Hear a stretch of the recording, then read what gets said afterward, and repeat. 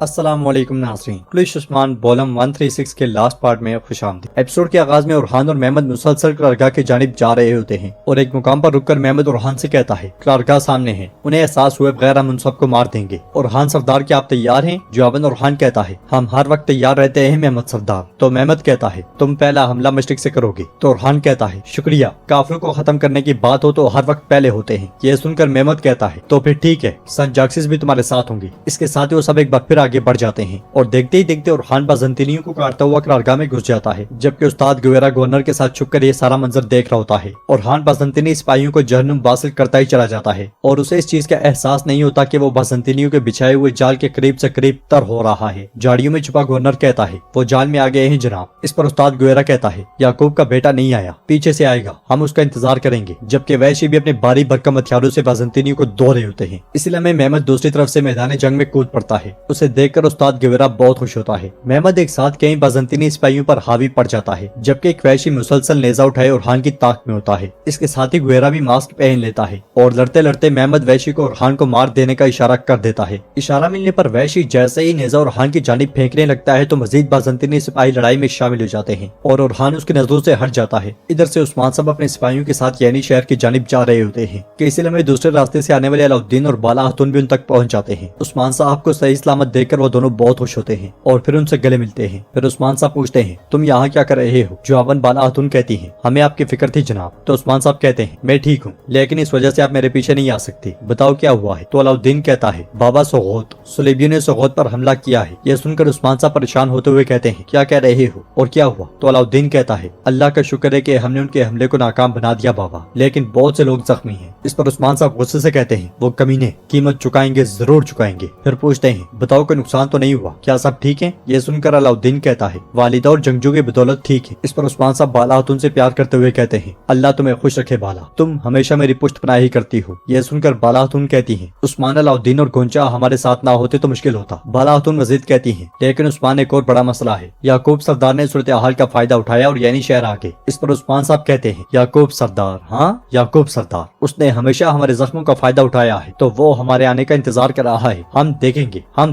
देखेंगे। बाला उस गाड़ी में मंगोलों की तरफ से लाया गया सोना सौगात ले जाओ और अलाउद्दीन तुम मेरे साथ हो, हम यानी शहर जा रहे हैं। वो हमारे खिलाफ खेल खेल रहे हैं, हम मालूम करेंगे कि वो खेल क्या है। इसके साथ ही वो सब अपने अपने रास्ते रवाना हो जाते हैं। उधर लड़ते लड़ते अलाउद्दीन और मेहमद एक दूसरे से टकरा जाते हैं, मगर एहसास होने पर फिर से बाज़ंतीनियों पर टूट पड़ते हैं। और हान कहता है अब अपनी ताकत काफिरों को दिखाने का वक्त आ गया है मेहमद सरदार। तो मेहमद कहता है तुम्हारे लिए भी यही सही वक्त है उरहान। जबकि उस्ताद गुवेरा उनके साथियों को मुसलसल शहीद कर रहा होता है और फिर आगे बढ़कर उरहान पर हमलावर होता है और हान भी उसका भरपूर मुकाबला करता है, मगर इसके साथ ही बहुत से बाज़ंतीनी सिपाही नेज़े लाकर उन्हें घेर लेते हैं। और गवर्नर माक्रोन्स कहता है ऐ तो बड़े सरदार ज़ादो, या तो मैं तुम्हारे बाबा को मजबूर करूंगा या फिर तुम सर तस्लीम खम करोगे। जवाबन उरहान तलवार उसकी जानिब मोड़ते हुए कहता है मैं तुम्हें मार डालूंगा, मैं तुम्हें मार डालूंगा। इधर यानी शहर में सरदार याकूब सादत खातून के साथ आगे बढ़ रहा होता है। इसलिए में एक सिपाही वहाँ पे आकर कहता है सुल्तान मोहतरम तुर्कमानी सरदार यानी शहर में दाखिल हो रहे हैं। यह सुनकर सरदार याकूब बहुत खुश होता है, जबकि बाहर सरदार याकूब का खास सिपाही कह रहा होता है सभी परचमों को दरमियान के मुकद्दस परचम से तब्दील कर दिया जाए। ये सुनते साथ ही सिपाही आगे बढ़ते हैं तो कई सिपाही उन्हें रोकते हुए कहता है खबरदार, परचम हमारी अमानत है, ये मुकद्दस है। जबकि वेस्लियस एक जानिब खड़े होकर ये सारा मंजर देख रहा होता है। इसलिए में बुरान वहाँ आता है और दरमियान सिपाहियों से कहता है रुक जाओ, तुम ये क्या कर रहे हो, मैं कई परचम हटाने नहीं दूंगा। इस पर सरदार याकूब का सिपाही कहता है यही याकूब साहब का हुक्म है बुरान सरदार, सभी परचम तब्दील होंगे, यहाँ दीवान उनका सजेगा, सरदारान उनकी दावत पर आ रहे हैं, नाफरमानी ना करो, दूर रहो। तो बुरान आगे बढ़ते हुए कहता है अगर दम है तो करके दिखाओ। इसी गर्मा गर्मी के दौरान सरदार याकूब वहाँ पहुँचता है और कहता है सिपाहियों अभी अनातोलिया के बड़े सरदारान आ रहे हैं, ये क्या तरीका है? क्या आप इस हालत में उनके सामने पेश होना चाहते हैं? सुलह चाहने वाले सुलह का रास्ता निकालेंगे, क्यों मास दरमियानी परचम एक तरफ बुलंद करें और कई परचम दूसरी तरफ। यह सुनकर बुरान गुस्से में वहाँ से आगे बढ़ जाता है और एक तरफ से कई परचम उतार कर दरमियान कबीले के परचम लहरा दिए जाते हैं। देखते ही देखते सरदारान महल में दाखिल होते हैं और सरदार याकूब आगे बढ़कर उन्हें खुशामदीद कहता है। फिर कहता है अब जब कि आप लोग हमारी फौज में दाखिल हो गए हैं, इंशाअल्लाह हम कुस्तुनतुनिया की तरफ भी बढ़ेंगे। तो एक सरदार पूछता है सरदार उस्मान कहाँ है, क्या वो अभी तक वापस नहीं आए सरदार याकूब? तो सरदार याकूब कहता है पहले दीवान लगाएं, नए निजाम के कानून के बारे में बात कर लें, उस्मान साहब आकर हमारे साथ शामिल हो जाएंगे। इसके साथ ही सब बैठ जाते हैं और सरदार याकूब कहता है फतह के वक्त जो लश्कर मिलते हैं अब से वो खत्म हो जाएंगे। हर सरदार अपने कबीले के सिपाहियों को खुद ही फौजी तरबियत देगा, उन्हें ताउन गनीमत से नहीं बल्कि सरदार के निजी खानदान से दिया जाएगा। वो सब सरहदी इलाकों में मेरी फौज का हिस्सा होंगे। हर सरदार जितने जितने सिपाही तरबियत दे सकता है देगा। जैसे जानदार सरदार 1000 आदमियों को तरबियत देंगे और आपका रसेबे 500 आदमियों को और काई 3000 सिपाहियों को तरबियत देगा, वो मेरी मर्जी के ताबे होंगे। ये सुनकर सबको बहुत गुस्सा आता है। नाजरीन, यहाँ पे सरदार याकूब सदरान पर बहुत बड़ा बोझ डाल रहा है, जैसे कि